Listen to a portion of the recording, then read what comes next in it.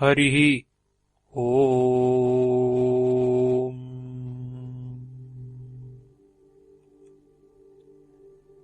Avadhuta Gita, Chapter 1. The Tattreya Avadhuta says, through the grace of God alone, the desire for non-duality arises in wise men to save them from great fear. How shall I salute the formless being, indivisible, auspicious and immutable, who fills all this with his self and also fills the self with his self?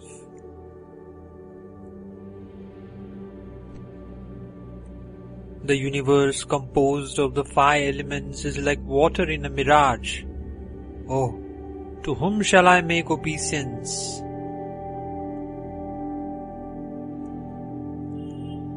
I, who am one and taintless. All is verily the absolute self. Distinction and non-distinction do not exist. How can I say it exists, it does not exist? I am filled with wonder. The essence and the whole of Vedanta is this knowledge, this supreme knowledge, that I am by nature the formless, all-pervasive self. There is no doubt that I am that God who is the self of all, pure, indivisible, like the sky, naturally stainless. I indeed am immutable and infinite, of the form of pure intelligence. I have no mental activity, good or bad. I have no bodily function, good or bad. I have no verbal action, good or bad. I am the nectar of knowledge beyond the senses, pure. The mind indeed is of the form of space. The mind indeed is omnifacet. The mind is past. The mind is all. But in reality, there is no mind. I, the one only, am all this, beyond space and continuous. How can I see the self as visible or hidden? Thus you are one. Why then do you not understand that you are the unchangeable one, equally perceived in all? O Mighty One, how can you, who are ever shining, unrestricted, think of day and night? Know the Self always to be everywhere, one and unintercepted. I am the meditator and the highest object of meditation. Why do you divide the indivisible? You are not born, nor do you die. At no time do you have a body. The scripture declares in many different ways the well-known dictum, all is Brahman. You are He who is exterior and interior. You are the auspicious one existing everywhere at all times. Why are you running hither and thither deluded like an unclean spirit? Union and separation exist in regard neither to you nor to me. There is no you, no me, nor is there this universe. All is verily the Self alone. You do not belong to that which is composed of the five objects of sense, such as sound, nor does that belong to you. You indeed are the supreme reality. Why then do you suffer? For you there is no birth or death. For you there is no mind. For you there is no bondage or liberation, no good or evil. Why do you shed tears, my child? Neither you nor I have name and form. O mind, why do you wander about deluded like an unclean spirit? Behold the self indivisible. Be happy through renunciation of attachment. You verily are truth, devoid of change, motionless, one, of the nature of freedom. You have neither attachment nor aversion. Why do you suffer, seeking the objects of desires? All the scriptures say that the truth is without attributes, pure, immutable, bodiless, and existing equally everywhere. Know me to be that. Know that which has form to be false, that which is formless to be eternal. Through the instruction of this truth, there is no longer rebirth into this world. Sages say that reality is one only and the same, and through renunciation of attachment, the mind, which is one and many, ceases to exist. If it is of the nature of the not-self, how can there be samadhi? If it is of the nature of the self, how can there be samadhi? If it is both is and is not, how can there be samadhi? If all is one and of the nature of freedom, how can there be samadhi? You are pure, homogeneous reality, disembodied, unborn, and immutable.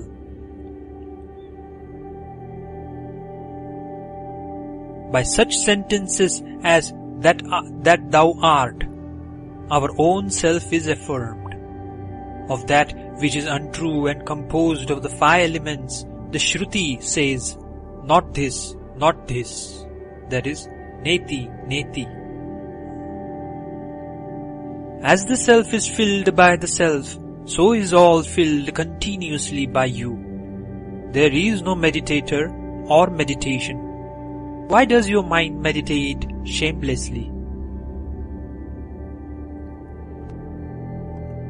I do not know the Supreme. How shall I speak of Him? I do not know the Supreme. How shall I worship Him?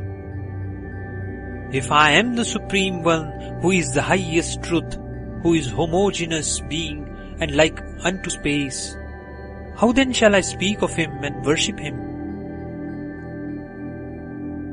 The principle of ego is not the truth, which is homogeneous, which is free from the cause of superimposition and distinctions of perceived and perceiver. How can the ego be that which is aware of itself? There is no substance whatever which is by nature unlimited. There is no substance whatever which is of the nature of reality. The very self is the supreme truth. There is neither injury nor non-injury in it. You are the homogeneous reality.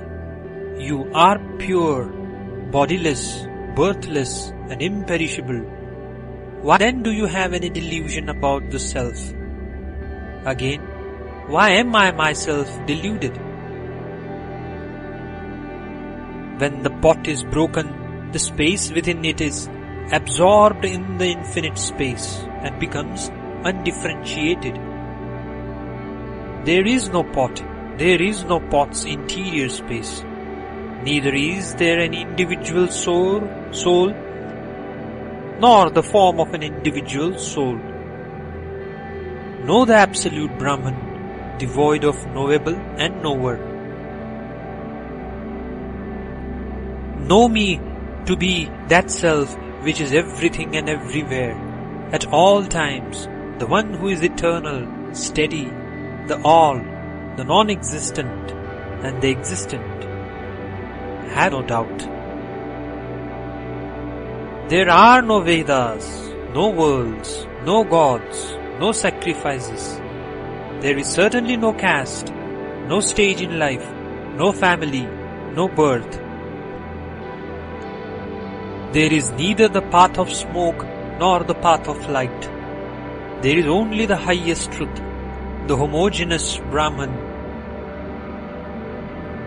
If you are free of the pervaded and pervader, if you are one and fulfilled, how can you think of yourself as directly perceptible by the senses or beyond the range of the senses?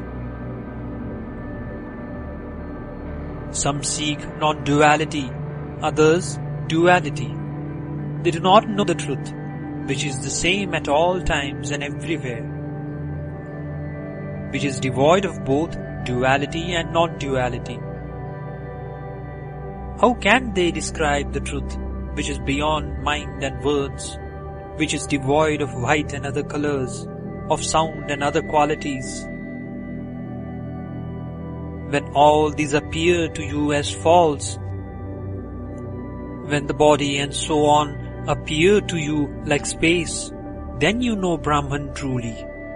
Then for you there is no dual series. Even my natural self appears to me as non-distinct from the Supreme Self. It appears to be one and like space. How can there be meditator and meditation? What I do, what I eat, what I sacrifice, what I give, all this is not mine in the least. I am pure, unborn, undecaying. Know all this universe to be formless. Know all this universe to be without change. Know all this universe to be of purified body. Know all this universe to be of the nature of the Absolute. You are verily the truth. There is no doubt about it. Otherwise, what do I know? Why do you consider the self which is perceptible to itself as imperceptible? My child, how can there be illusion and non-illusion, shadow and lack of shadow? All this is one truth. All this is of the nature of space and without taint. I am free in the beginning, in the middle, and in the end. I am never bound. This is my sure knowledge, that I am naturally spotless and pure. The whole universe, beginning with the principle of cosmic intelligence, is not in the least manifest to me. All is indeed Brahman alone. How can there be any existence in caste or stage of life for me? I know that all, in every way, in the one indivisible I, which is self-sustained and full, while the five elements, beginning with ether, are empty. The self is neither eunuch, man, nor woman. It is neither idea nor imagination. How can you think the self to be full of joy or joyless? The self certainly does not become pure through the practice of six-limbed yoga. It certainly is not purified by the destruction of the mind. It certainly is not made pure by the instructions of the teacher. It is itself the truth. It is itself the illumined one. There is no body made up of five elements, nor is there anyone who is disembodied. All is verily the self alone. How can there be the three stages and the fourth? I am not bound. I am not, indeed, liberated. I am not different from Brahman. As water, when water has been poured into water, has no distinctions, so Purusha and Prakriti appear non-different to me. If indeed you are never bound or liberated, how then can you think yourself with form or as formless? I know your supreme form to be directly perceivable, like the sky. I know your lower form to be as water in a mirage, like the sky, without division or distinction, without change. I have neither teacher nor instruction, limiting adjunct nor activity. Know that I am by nature pure, homogeneous, bodiless, like the sky. You are pure, you are without a body. Your mind is not higher than the highest. You need not be ashamed to say, I am the Self, the Supreme Truth. Why are you weeping, O mind? Do you, the Self, be the Self by means of the Self? Drink, my child, the supreme nectar of non-duality, transcending all divisions. There is neither knowledge nor ignorance, nor knowledge combined with ignorance. He who has always such knowledge is himself knowledge. There is no need of knowledge, reasoning, time, space, instruction from a teacher, or attainment of samadhi. I am naturally the perfect consciousness, the real, like the sky, spontaneous and steady. I was not born, nor have I death. I have no action, good or evil. I am Brahman, stainless, without qualities. How can there be bondage or liberation for me? If God pervades all, if God is immovable, full, undivided, then I see no division. How can He have exterior or interior? The whole universe shines undivided and unbroken. Oh, the Maya, the great delusion, the imagination of duality and non-duality. Always, not this, to both the formless and the formed, only the Absolute exists, transcending difference and non-difference. You have no mother, no father, no wife, no son, no relative, no friend. You have no likes or dislikes. Why is this anguish in your mind? O mind, for you there is no day or night, rising or setting. How can the wise imagine an embodied state for the bodiless? The Self is neither divided nor undivided, nor has its sadness, happiness, and the like. Nor is it all or less than all. Know the Self to be immutable. I am not the doer or enjoyer. Work have I none, nor or formerly. I have no body, nor am I bodiless.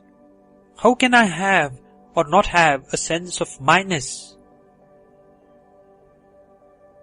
I have no fault such as passion and the like, nor have I any sorrow arising from the body. Know me to be the One Self, vast and like the sky. Friend mind, of what use is much vain talk? Friend mind, all this is mere conjecture. I have told you that which is the essence. You indeed are the truth, like the sky. In whatever place yogis die, in whatever state, there they dissolve as the space of a jar dissolves into the sky. Giving up the body in a holy place or in the house of a Chandala, the yogi, even if he has lost consciousness, becomes identified with the Absolute as soon as he is free of the body. The yogis consider duty in life, pursuit of wealth, enjoyment of love, liberation, and everything movable or immovable such as man and so on to be a mirage. This is my certain perception. I neither perform nor enjoy past action, future action, or present action. The Avadhuta alone, pure in evenness of feeling, abides happy in an empty dwelling place.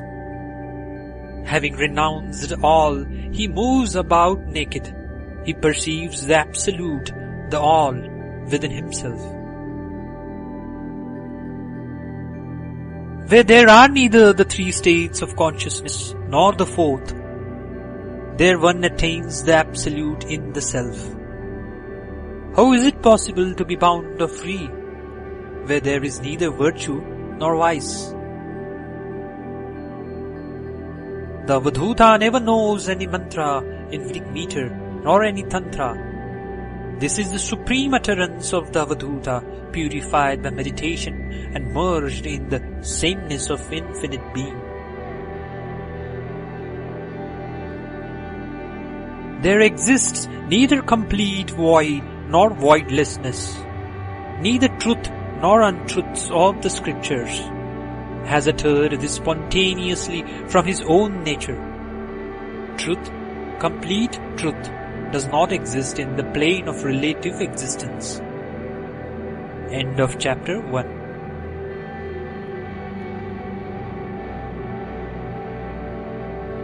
Avadhuta Gita, chapter 2.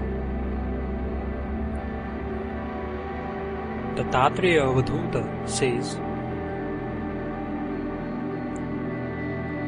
of the teacher, even if he be young, illiterate, or addicted to the enjoyment of sense objects, even if he be a servant or a householder, none of these should be considered. Does anyone shun a gem that has fallen in an impure place?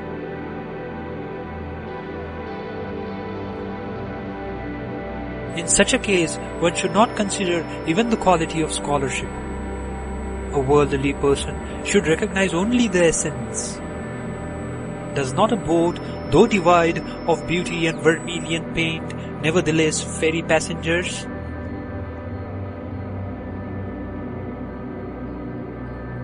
The unmoving one, who without effort possesses all that is movable and immovable, is consciousness, naturally calm like the sky. How can he, the one and all-pervading, who moves effortlessly all that is movable and immovable, be differentiated? To me, he is non-dual.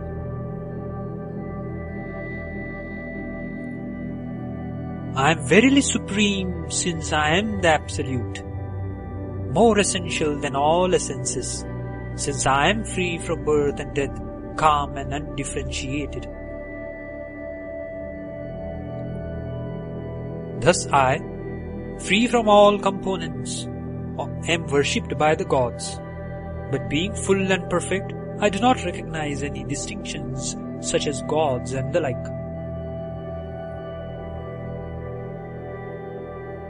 Ignorance does not create any doubt. What shall I do, being endowed with modifications of the mind? They rise and dissolve like bubbles in water. Thus am I ever pervading all existence, beginning with cosmic intelligence, pervading soft, hard, sweet, and pungent substances. As pungency, coldness, or softness is not different from water, so Prakriti is not different from Purusha. Thus it appears to me.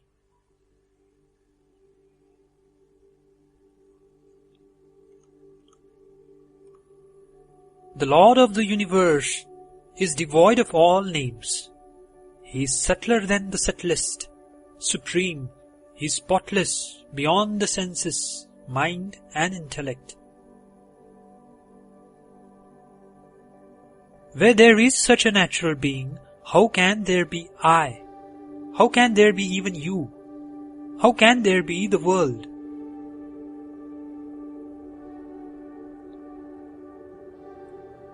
That which has been described as being like ether is indeed like ether. That is consciousness, blameless, omniscient, and perfect. It does not move about on the earth or dwell in fire. It is not blown by the wind or covered by water. Space is pervaded by it, but it is not pervaded by anything. It is existing within and without. It is undivided and continuous.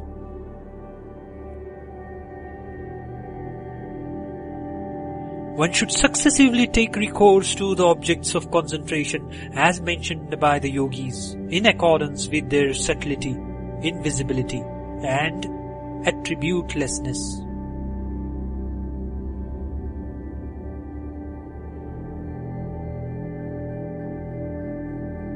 When through constant practice of one's concentration becomes objectless, then, being divested of merits and demerits, one attains the state of complete dissolution in the Absolute through the dissolution of object of concentration, but not before then.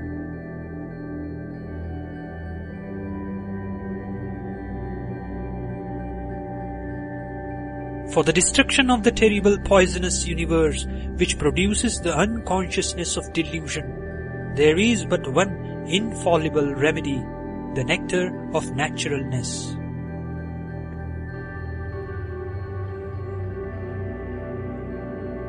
That which has form is visible to the eye, while the formless is perceived mentally.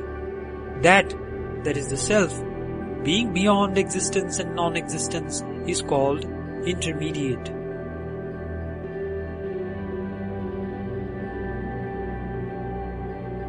The external existence is the universe. The inner existence is called Prakriti. One should try to know that which is more interior than the inner existence. That which is like water within the kernel of the coconut.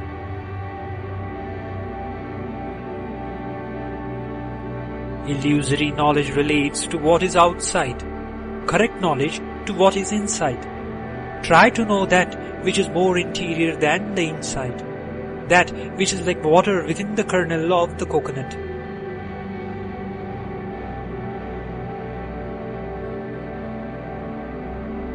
There is only one very clear moon on the full moon night. One should perceive that is the self. Like the moon, seeing duality is perversion.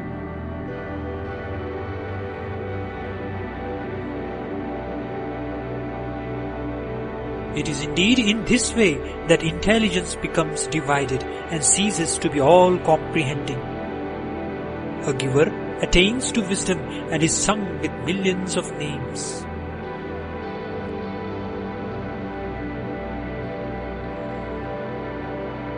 Whoever, whether he be ignorant or learned, attains to the full awareness of truth through the grace of a teacher's wisdom, becomes detached from the ocean of worldliness.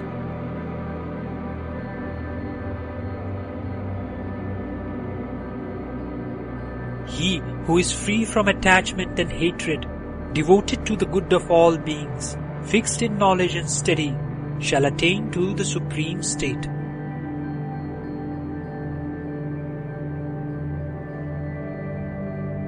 As the space within a pot dissolves in the universal space when the pot is broken, so a yogi, in the absence of the body, dissolves into the Supreme Self, which is his true being.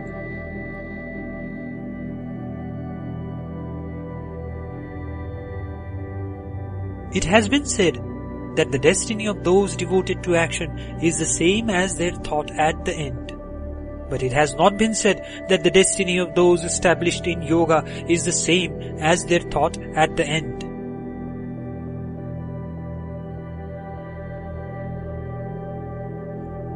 One may express the destiny of those devoted to action with the organ of speech, but the destiny of the yogis can never be expressed, because it is transcendental.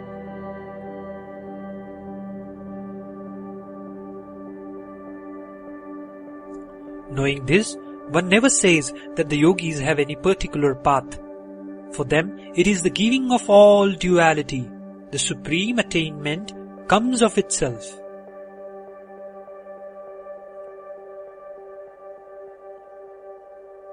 The yogi, having died anywhere, in a holy place or in the house of an untouchable, does not see the mother's womb again. He is dissolved in the supreme Brahman.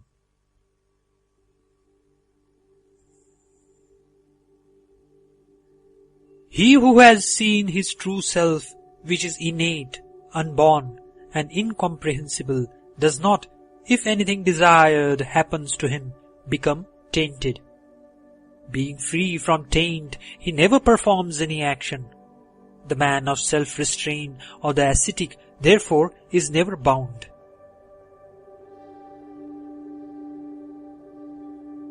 He attains to the Supreme Self who is eternal, pure, fearless, formless and supportless, who is without body, without desire, beyond the pairs of opposites, free from illusion and of undiminished power.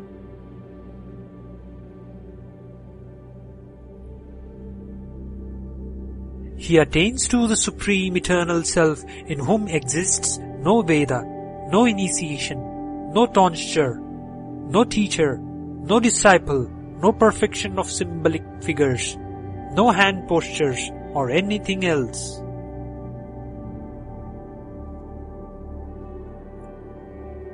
He attains to the Supreme Eternal Self in whom is neither Shambhavi nor Shakti nor Anavi initiation, neither a sphere nor an image nor a foot nor anything else, neither beginning nor ending nor ajar, etc.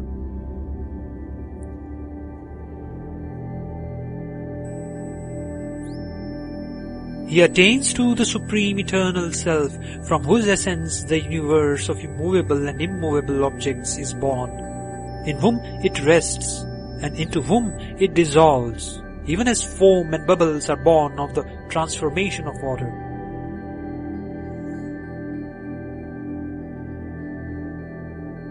He attains to the Supreme Eternal Self, in whom is no closing of nostril, nor gazing nor posture, and in whom is neither knowledge, nor ignorance, nor any nerve current. He attains to the Supreme Eternal Self, who is devoid of manifoldness, oneness, many and oneness, and otherness, who is devoid of mere minuteness, length, largeness, and nothingness, who is devoid of knowledge, knowableness, and sameness. He attains the Supreme Eternal Self whether he has perfect self-control or not, whether he has withdrawn his senses well or not, whether he has gone beyond activity or is active.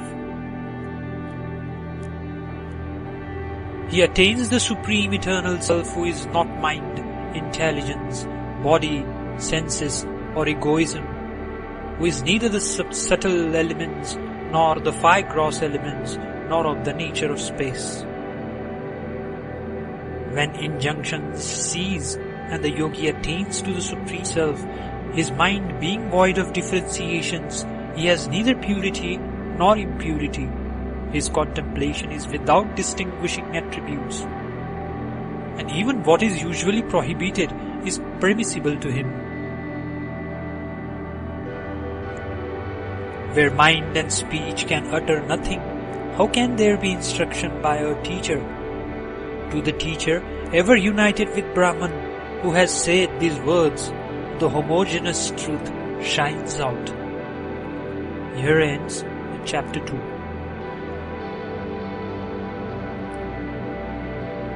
Avadhuta Gita, chapter 3.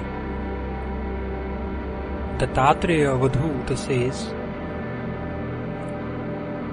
the distinction of quality and absence of quality does not exist in the least. How shall I worship Shiva, the Absolute, who is devoid of attachment and detachment, who is of the form of ether, omniform, beyond illusion and all-pervading, Shiva, that is the Absolute, is ever without white and other colors. This effect and cause are also the Supreme Shiva. I am thus the pure Shiva, devoid of all doubt. Oh, beloved friend, how shall I bow to the Self in myself?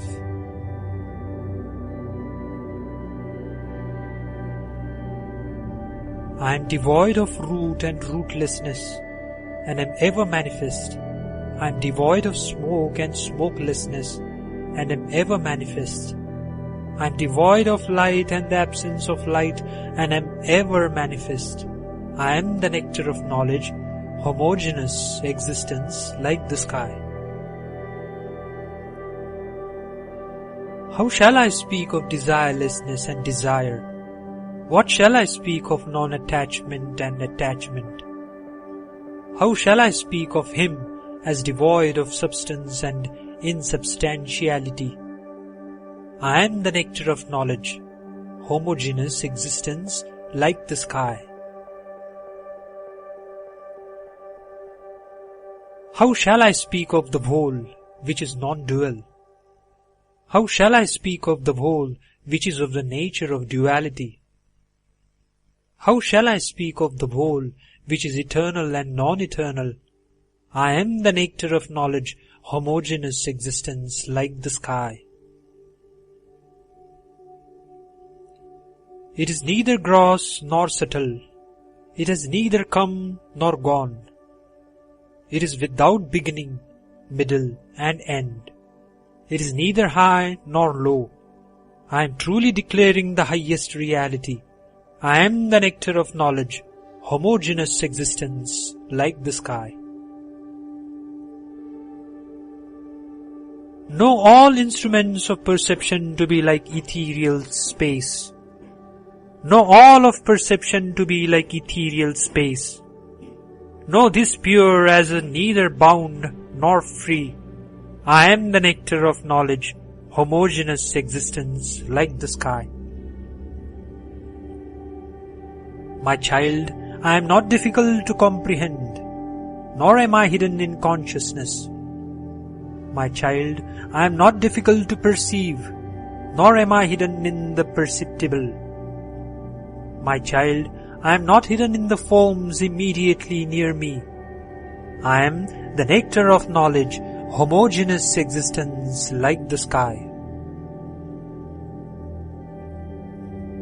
I am the fire that burns the karma of one who is beyond all karma. I am the fire that burns the sorrow of one beyond all sorrow. I am devoid of body. I am the nectar of knowledge, homogeneous existence like the sky. I am the fire that burns the sin of one who is sinless. I am the fire that burns the attributes of one who is without attributes. I am the fire that burns the bondage of one who is without bondage. I am the nectar of knowledge, homogeneous existence like the sky. My child, I am devoid of non-existence and of existence. My child, I am not devoid of unity and the absence of unity. My child, I am not devoid of mind and absence of mind. I am the nectar of knowledge, homogeneous existence like the sky.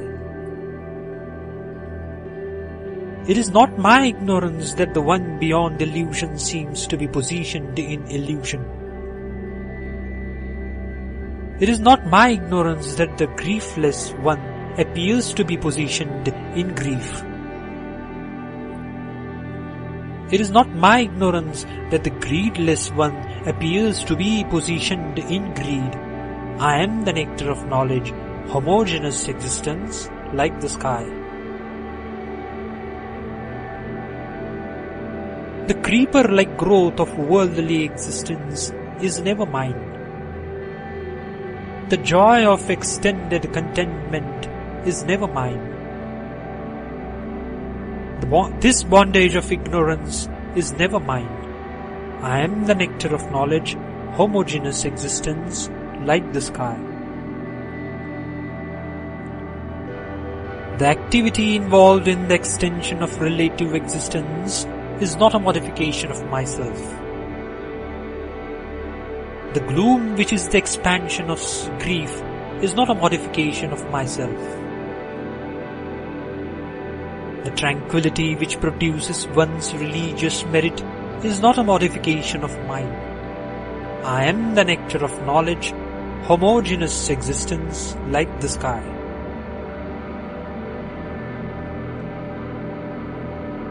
I have never any action which is the cause of regret and misery. Mine is never a mind which is the product of misery. Since egoism never is mine, I am the nectar of knowledge, homogeneous existence like the sky. I am the death of the moment of the unmoving one. I am neither decision nor indecision. I am the death of sleep and wakefulness. I am neither good nor evil, neither moving nor unmoving. I am neither substance nor insubstantial. I am the nectar of knowledge, homogeneous existence like the sky. This self, knowable nor the instrument of knowing, it is neither reason nor the one to be reasoned about. It is beyond the reach of words. It is neither mind nor intelligence. How can I speak this truth to you? I am the nectar of knowledge, homogeneous existence like the sky. The supreme reality is devoid of the undivided and the divided. The supreme truth is in no way within or without. It is beyond causation. It is not attached, nor is it any substance. I am the nectar of knowledge, homogeneous existence like the sky.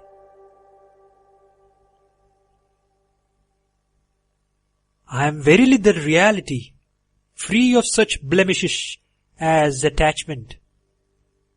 I am verily the reality, free of the grief caused by transmigratory existence. I am the nectar of knowledge, homogeneous existence like the sky. If there are no three planes of existence, how can there be a fourth? If there are no three times, how can there be quarters? The supreme reality is the state of the highest serenity. I am the nectar of knowledge, homogeneous existence like the sky. I have no such divisions as long or short. I have no such divisions as wide or narrow. I have no such divisions as angular or circular. I am the nectar of knowledge, homogeneous existence like the sky. I never had a mother, father, son or the like. I was never born and never did I die. I never had a mind. The supreme reality is undistracted and calm. I am the nectar of knowledge, homogeneous existence like the sky. I am pure, very pure, beyond reason and of infinite form. I am non-attachment and attachment, beyond reason and of infinite form. I am undivided and divided, beyond reason and of infinite form. I am the nectar of knowledge, homogeneous existence like the sky. If the supreme reality is only one and stainless, how can there be here and the hosts of gods beginning with Brahma, and how can there be here the worlds of habitation such as heaven? I am the nectar of knowledge, homogeneous existence like the sky.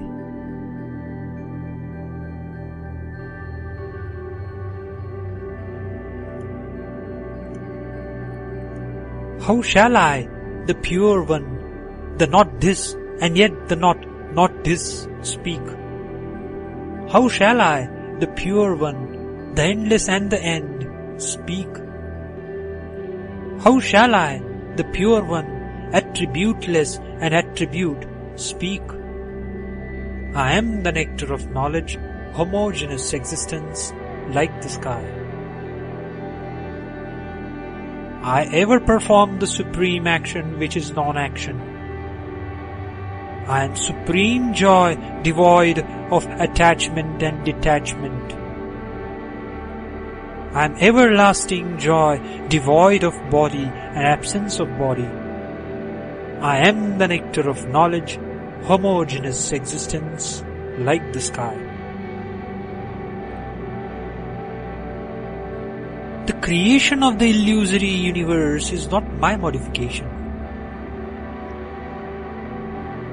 The creation of deceit and arrogance is not my modification.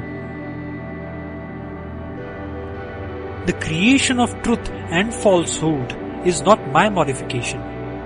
I am the nectar of knowledge, homogeneous existence, like the sky. I am devoid of time, such as twilight. I have no disjunction. I am devoid of interiorness and awakening. I am neither deaf nor mute. I am thus devoid of illusion. I am not made pure by moods of mind. I am the nectar of knowledge, homogeneous existence, like the sky. I am without a master and the absence of a master. I am unperturbed. I have transcended mind and absence of mind. I am unperturbed. Know me as unperturbed and transcendent of all. I am the nectar of knowledge, homogeneous existence, like the sky. How shall I say that this is a forest or a temple? How shall I say that this is proved or doubtful? It is thus uninterrupted, homogeneous, calm existence. I am the nectar of knowledge, homogeneous existence, like the sky. The self, devoid of life and lifelessness, shines forever. Devoid of seed and seedlessness, of liberation and bondage, it shines forever. I am the nectar of knowledge, homogeneous existence, like the sky. It shines forever, devoid of birth, mundane existence and death. I am the nectar of knowledge, homogeneous existence, like the sky. Thou hast no name and form, even to the extent of illusion, nor any substance, differentiated or undifferentiated. Why dost thou grieve, O thou shameless mind? I am the nectar of knowledge, homogeneous existence, like the sky.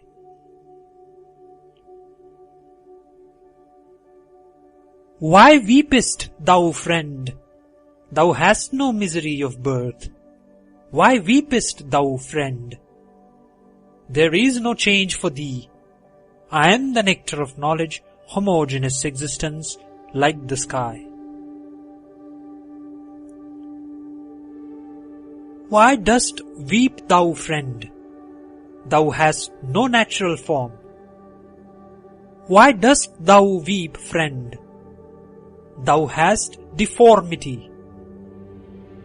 Why dost thou weep, friend? Thou hast no age. I am the nectar of knowledge, homogeneous existence, like the sky. Why dost thou weep, friend? Thou hast no age. Why dost thou weep, friend? Thou hast no mind. Why dost thou weep, friend? Thou hast no senses. I am the nectar of knowledge, homogeneous existence, like the sky. Why dost thou weep, friend? Thou hast no lust. Why dost thou weep, friend? Thou hast no greed. Why dost thou weep, friend? Thou hast no delusion. I am the nectar of knowledge, homogeneous existence like the sky.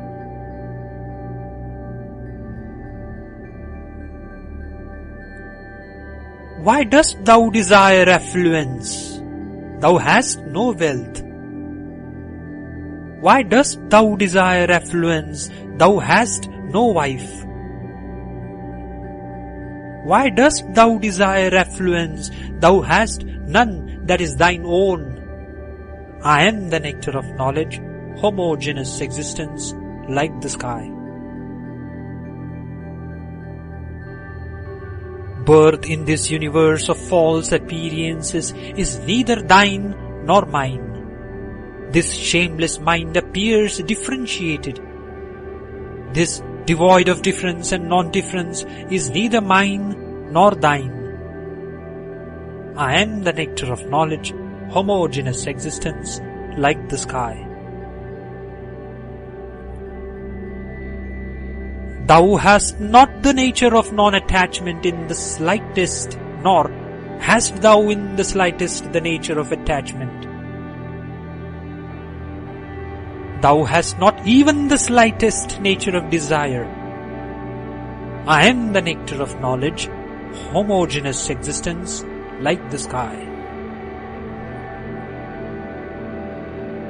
In thy mind there is neither the meditator, meditation, nor the object of meditation. Thou hast no samadhi. There is no region outside thee, nor is there any substance of time. I am the nectar of knowledge, homogeneous existence like the sky. I have told thee all that is essential. There is neither thou nor anything for me, or for a great one. Nor is there any teacher or disciple. The Supreme Reality is natural and exists in its own way. I am the nectar of knowledge, homogeneous existence like the sky.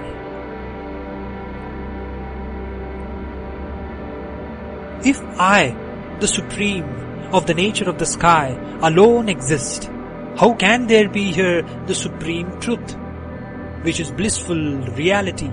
How can there be here the Supreme Truth which is not of the nature of bliss? And how can there be here the Supreme Truth of the nature of knowledge and intuition?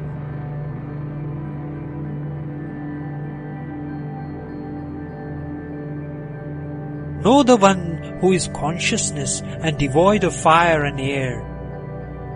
Know the one of the nature of consciousness who is devoid of earth and water. Know the one of the nature of consciousness who is devoid of coming and going.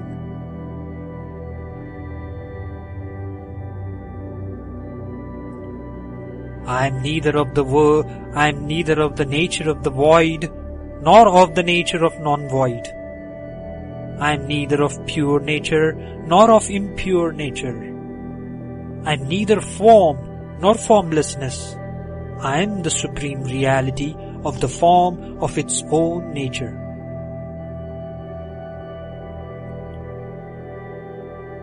Renounce the world in every way. Renounce renunciation in every way. Renounce the poison of renunciation and non-renunciation. The Self is pure, immortal, natural, and immutable. Here ends Chapter 3. Avadhuta Gita, Chapter 4. Dattatreya Avadhuta says, there is neither invitation nor casting off. How can there be flowers, leaves, meditations and recitations of sacred texts? And how can there be worship of Shiva, which is identity in non-difference? The Absolute is not liberated from bondage and obstruction. The Absolute is not purified, cleansed and released. The Absolute is not liberated by union or separation. I am indeed the free one, like the sky. I have developed no false notion that all this reality come into existence or that all this unreality comes into existence. I am free from disease.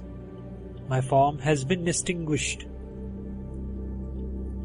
Stained, stainless, divided, undivided, differentiated, none of these appear to me. I am free from disease. My form has been extinguished. It has not yet happened that I, the ignorant one, have attained to knowledge, nor has it happened that I have become of the nature of knowledge.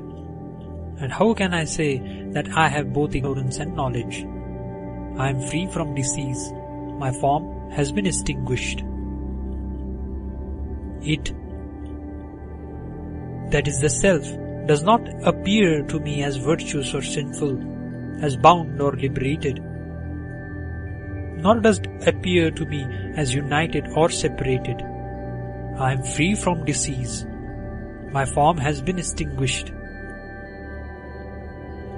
I never have the high, low or middle state. I have no friend nor foe. How shall I speak of good and evil? I am free from disease. My form has been extinguished. I am not the worshipper or of the form of the worshipped. I have neither instruction nor practice. How shall I speak of myself, who am of the nature of consciousness? I am free from disease. My form has been extinguished. There is nothing here which pervades or is pervaded. There is no abode, nor is there the abodeless. How shall I speak of void and non-void? I am free from disease. My form has been extinguished. There is no one to understand and nothing indeed to be understood. I have no cause and no effect. How shall I say that I am conceivable or inconceivable? I am free from disease. My form has been extinguished.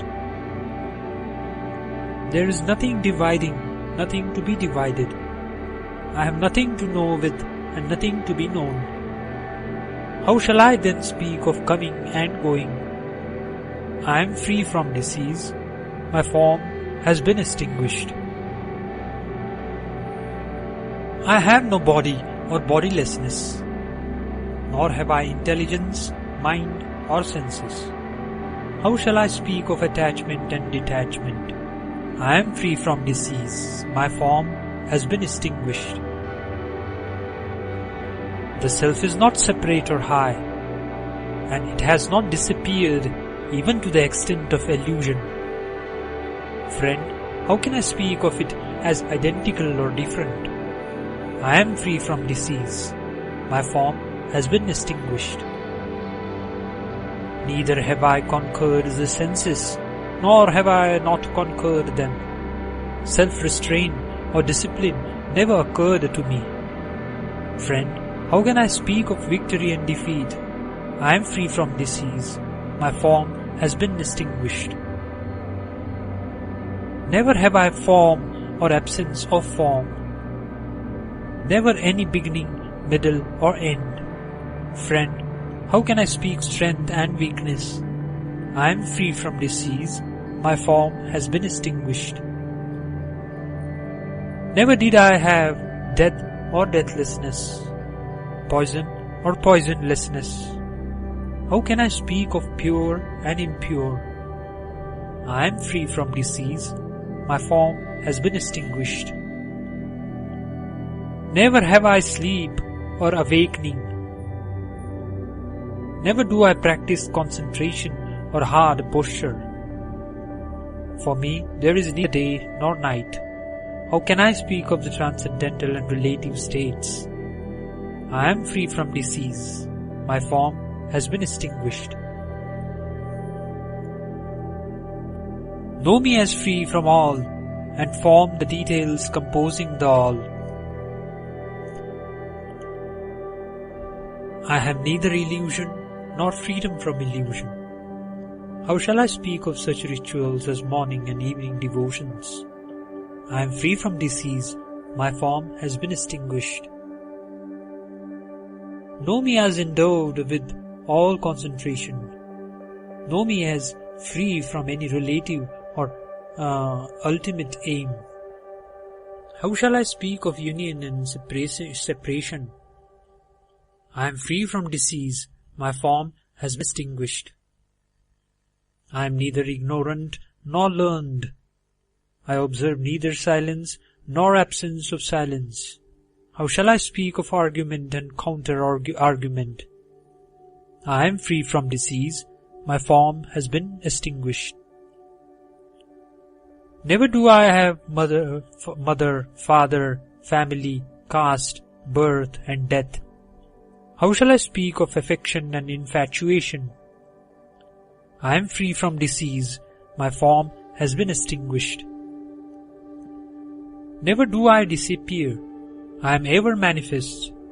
Never so I have effulgence or absence of effulgence. How shall I speak of such rituals as morning and evening devotions? I am free from disease, my form has been extinguished. Know me beyond all doubt to be boundless. Know me beyond all doubt to be undivided. Know me beyond all doubt to be stainless. I am free from disease. My form has been extinguished.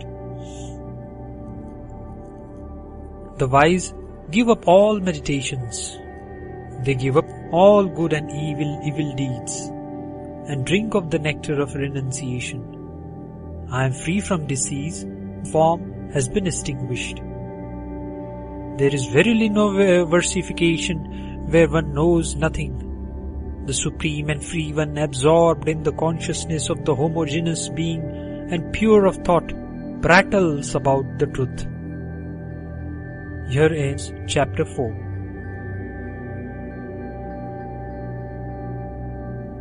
Avadhuta Gita, Chapter 5. Tattatreya Avadhuta says, the word Om is like the sky. It is not the discernment of the sense of high or low. How can there be enunciation of the point of the word Om, which annuls the manifestation of the unmanifest? The Shrutis, such as that thou art, prove to thee thou art indeed that, devoid of adjuncts and the same in all. Why dost thou, who art the identity in all, grieve in thy heart? If thou art identity in all, if thou art devoid of above and below, within and without, and of even the sense of unity, then why dost thou, who art the identity in all, grieve in thy heart? There is no discrimination of rules and precepts. There is no cause or effect. That which is the identity in all is without words and the collection of words. Why dost thou, who art the identity in all, grieve in thy heart? There is no knowledge or ignorance, and no practice of concentration. There is no space and the absence of space, and no practice of concentration. Why dost thou, who art the identity in all, grieve in thy heart?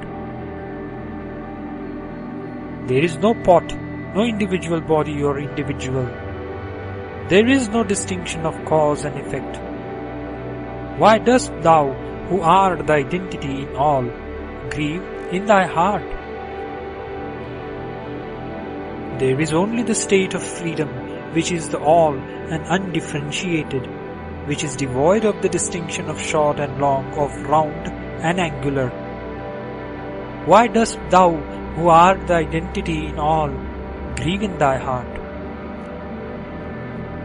Here is the only one, without void and absence of void, without purity and impurity, without the whole and the part. Why dost thou, who art the identity in all, grieve in thy heart? There is no distinction of the different and the non-different. There is no distinction of within and without, or the junction of the two. It is the same in all, devoid of friend and foe. Why dost thou, who art the identity in all, grieve in thy heart? It is not of the nature of disciple or non-disciple, nor it is the discernment of the difference between the living and the non-living. There is only the state of freedom, the all, the undifferentiated. Why dost thou, who art the identity in all, grieve in thy heart? It is without form and formlessness. It is without difference and non-difference. It is without manifestation and evolution. Why dost thou, who art the identity in all, grieve in thy heart? There is no bondage due to fetters of good and evil qualities. How shall I perform the actions related to death and life? There is only the pure stainless being, the same in all. Why dost thou, who art the identity in all, grieve in thy heart? Here is the being devoid of existence and non-existence, of desire and non-desirelessness. Here is verily the highest consciousness, identical with freedom. Why dost thou, who art the identity in all, grieve in thy heart? Here is the truth undifferentiated by truths, devoid of junction and disjunction. Since it is the same in all and devoid of all, why dost thou, who art the identity in all, grieve in thy heart? Here is the Supreme, devoid of association and disassociation, unlike a house cottage or sheath. Here is the Supreme, devoid of knowledge and ignorance. Why dost thou, who art the identity in all, grieve in thy heart? Change or changelessness, the definable and the indefinable are untrue. If the truth is in the self alone, why dost thou, who art the identity of all, grieve in thy heart? Here verily is the conscious being who is completely the all. Here is the conscious being who is the all-comprehensive and undivided. Here is the conscious being alone and immutable. Why dost thou, who art the identity in all, grieve in thy heart? It is ignorance to see difference in the undifferentiated. Doubt in what is beyond the doubt is ignorance. If there is only the one undivided consciousness, then why dost thou, who art the identity in all, grieve in thy heart? There is no state of liberation, no state of virtue, no state of vice. There is no state of perfection, and no state of destitution. Why dost thou, who art the identity in all, grieve in thy heart? If the homogeneous being is devoid of cause and effect, division and subdivision, color and lack of color, why dost thou, who art the identity in all, grieve in thy heart? The self is here in the universal consciousness, which is the all and undivided. It is here in the universal consciousness, which is absolute and immovable. It is here in the universal consciousness, which is devoid of men and other beings. Why dost thou, who art the identity in all, grieve in thy heart? The self transcends all, is indivisible, and all-pervading. It is free from stain of attachment, immovable and all-pervading. It is without day and night and all-pervading. Why dost thou who art the identity in all grieve in thy heart? There is no coming of bondage and freedom from bondage. There is no coming of union and separation. There is no coming of reasoning and disputation. Why dost thou who art the identity in all grieve in thy heart? Here is negation of time, untime, and even the atom of fire, but no negation of the absolute truth. Why dost thou who art the identity in all grieve in thy heart? Here is the self devoid of body and disembodiment. Here is verily the Supreme One, devoid of dream and deep sleep. Here is the Supreme One, devoid of name and injunctions. Why dost thou who art the identity in all grieve in thy heart? Pure, vast, and homogeneous like the sky, the self is the same in all and devoid of all. It is the homogeneous being divested of essence and non-essence and change. Why dost thou who art the identity in all grieve in thy heart? Here is the self which is more than dispassionate to virtue and vice, to substance and non-substance, to desire and desirelessness. Why dost thou who art the identity in all grieve in thy heart? Here is the self, the same in all, which is without grief and grieflessness. Here is the Supreme, without happiness and sorrow. The Supreme Truth is devoid of teacher and disciple. Why dost thou, who art the identity in all, grieve in thy heart? Verily there is no offshoot, essence or absence of essence. Neither is there movable or immovable sameness nor variety. The self is devoid of reason and unreason. Why dost thou, who art the identity in all, grieve in thy heart? Here is the essence, the concentration of all essences, which is said to be different from one's individual consciousness. To be the instrument of perception of objects is unreal. Why dost thou, who art the identity in all, grieve in thy heart? Since the Vedas have declared variously that this universe made of ether and the like is like a mirage, and since the self is one indivisible and the same in all, why dost thou, who art the identity in all, grieve in thy heart? Where one knows nothing, there is verily no versification. The Supreme and Free One, pure of thought, absorbed in the consciousness of the homogeneous being, prattles about the truth. Here ends chapter 5.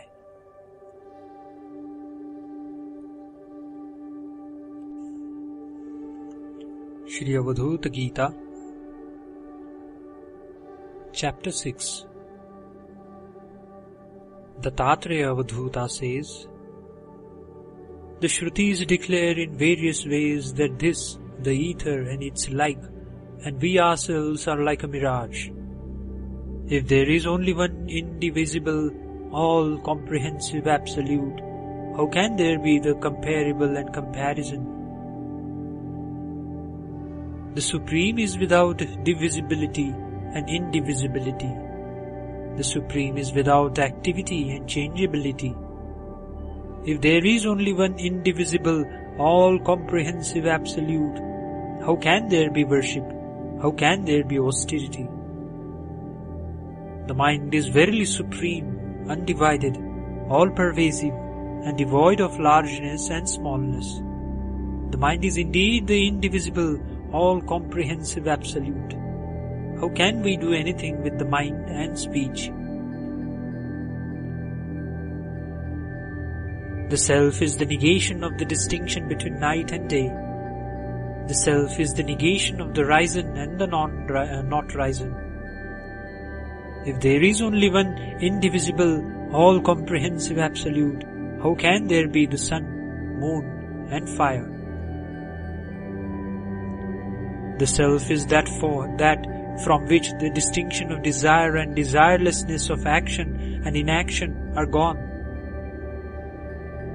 If there is only one indivisible, all-comprehensive Absolute, how can there be consciousness differentiated by exterior and interior? If the Self is devoid of essence and lack of essence, if it is without void and non-void, if there is only one indivisible, all-comprehensive Absolute, how can there be a first? How can there be a last? If the Self is the negation of difference and non-difference, if it is the negation of the knower and the knowable, if there is only one indivisible, all-comprehensive Absolute, how can there be the third? How can there be the fourth? The spoken and the unspoken are not the truth. The known and the unknown are not the truth. If there is only one indivisible, all-comprehensive Absolute, how can there be objects, senses, mind and intellect? Ether and air are not the truth. Earth and fire are not the truth. If there is only one indivisible, all-comprehensive Absolute, how can there be cloud? How can there be water? If the Self is the negation of imagined worlds, if it is the negation of imagined gods, if there is only one indivisible, all-comprehensive Absolute, how can there be discriminating consciousness of good and evil? The Self is the negation of death and deathlessness. It is the negation of action and inaction. If there is only one indivisible, all-comprehensive Absolute, how can one speak of coming and going? No such distinctions exist as Prakriti and Purusha. There is no difference between cause and effect. If there is only one indivisible, all-comprehensive Absolute, how can one speak of self and not self? There is no coming of the third kind of misery or the second kind of misery due to the gunas. If there is only one indivisible, all-comprehensive Absolute, how can there be an old man, a young man, and an infant? The Supreme is without caste and stage of life, without cause and agent. If there is only one indivisible, all-comprehensive Absolute, how can there be consciousness of the destroyed and the undestroyed? The destroyed and the undestroyed are both false. The born and the unborn are both false. If there is only one indivisible, all-comprehensive Absolute, how can there be the perishable and the imperishable? The Self is the annihilation of the masculine and the non-masculine. It is the annihilation of the feminine and the non-feminine. If there is only one indivisible, all-comprehensive Absolute, how can there be consciousness of joy and lack of joy? If the Supreme is free of delusion and sorrow, doubt and grief, if there is only one indivisible, all-comprehensive Absolute, how can there be I and mine? The Supreme is the destruction of virtue and vice. It is the destruction of bondage and freedom. If there is only one indivisible, all-comprehensive Absolute, how can there be here any consciousness of sorrow and the absence of sorrow? No distinction of sacrificer and sacrifice exists. No distinction of fire and ingredients exists. If there is only one indivisible, all-comprehensive Absolute, how can there be any fruits of work? The Self is verily free from sorrow and absence of sorrow. The Self is free from pride and the absence of pride. If there is only one indivisible, all-comprehensive Absolute, how can there be consciousness of attachment and non-attachment? No such change as illusion and freedom from illusion exists. No such change as greed and freedom from greed exists. If there is only one indivisible, all-comprehensive Absolute, how can there be consciousness of discrimination and lack of discrimination?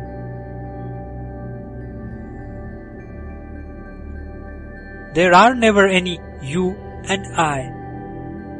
The discrimination of family and race is false. I am indeed the Absolute and the Supreme Truth. In that case, how can I make salutation? The Self in that in which the distinction of teacher and disciple disappears, and in which the consideration of instruction also disappears. I am indeed the Absolute and the Supreme Truth. In that case, how can I make salutation? There is no imagined division of bodies. There is no imagined division of worlds. I am indeed the Absolute and the Supreme Truth. In that case, how can I make salutation? The Self, never endowed with passion or devoid of it, is verily spotless, immovable and pure. I am indeed the Absolute and the Supreme Truth. In that case, how can I make salutation? No distinction such as body and bodilessness exists. Nor is it true that there is false action. I am indeed the Absolute and the Supreme Truth. In that case, how can I make salutation? Where one knows nothing, there is verily no versification. The Supreme One, pure of thought, absorbed in the consciousness of the homogeneous being, prattles about the truth. Here ends chapter 6. Avadhuta Gita, chapter 7. The Tattreya Avadhuta says, the enlightened one, nude or clad in a patched garment of rags gathered from roads, follows the path which is devoid of virtue and stays in an empty abode, absorbed in the pure, stainless, homogeneous being. The enlightened one aims at that which is without any mark or marklessness. He is skillful, being devoid of right or wrong. He is the Absolute Truth, stainless and pure. How can the liberated one engage in discussion and disputation? Free from entrapment in the snares of hope and devoid of purificatory ceremonies, the enlightened one is ever absorbed in the Absolute. Thus, having renounced all, he is the truth, pure and stainless. How can there be any discussion here of the body and disembodiment, of attachment and detachment? Here is the truth itself, in its spontaneous natural form, pure, immovable, like the sky. Where the truth is known, how can there be form and formlessness? Where there is the Supreme, whose form is like the sky, how is perception of any object possible? The Supreme Self is indivisible, of the form of the sky. It is the truth, pure and stainless. Thus, how can there be here difference and non-difference, bondage and freedom from bondage, transformation and division? Here is only the absolute truth, indivisible and the all.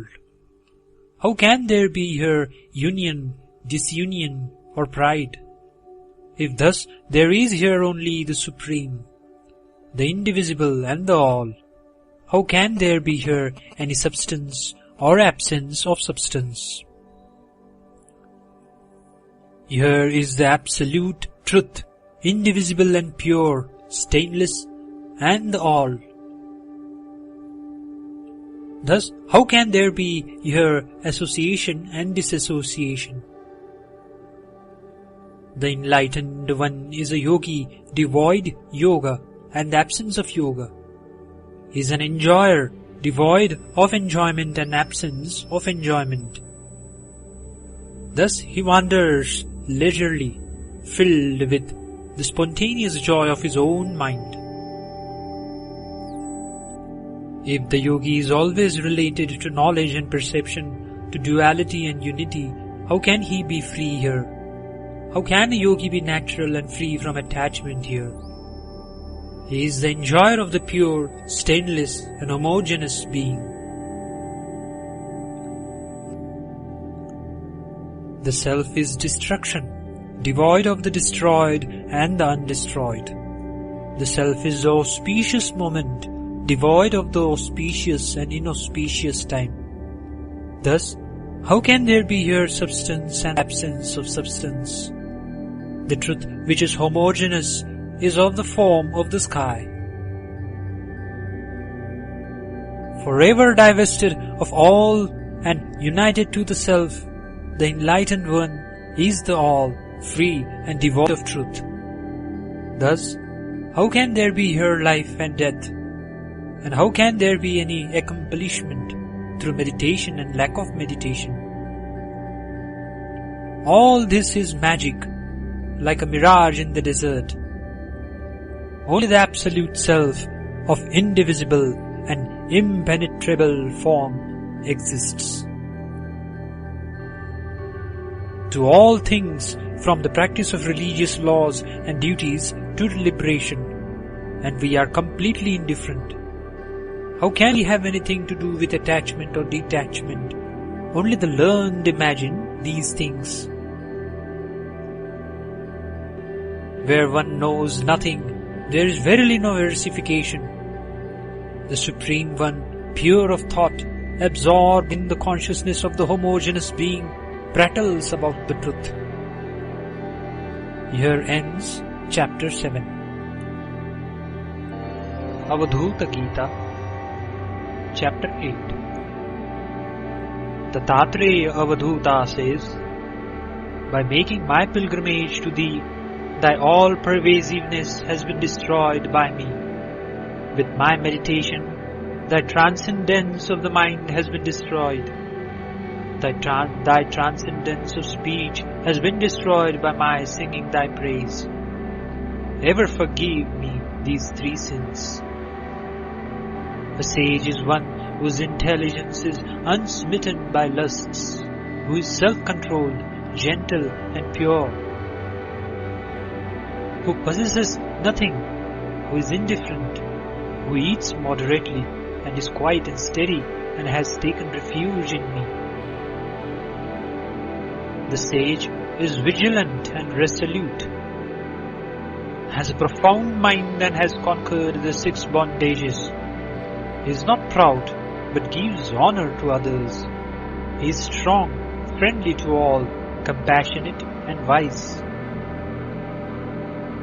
The sage is merciful, non-violent, and enduring of all. He is pure-hearted and is the essence of truth.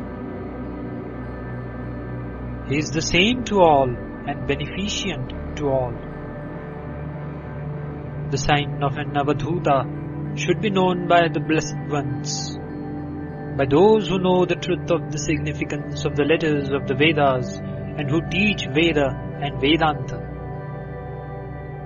The significance of the letter A is that the Avadhuta is free from the bondage of hopes, is pure in the beginning, middle and end, and dwells ever in joy.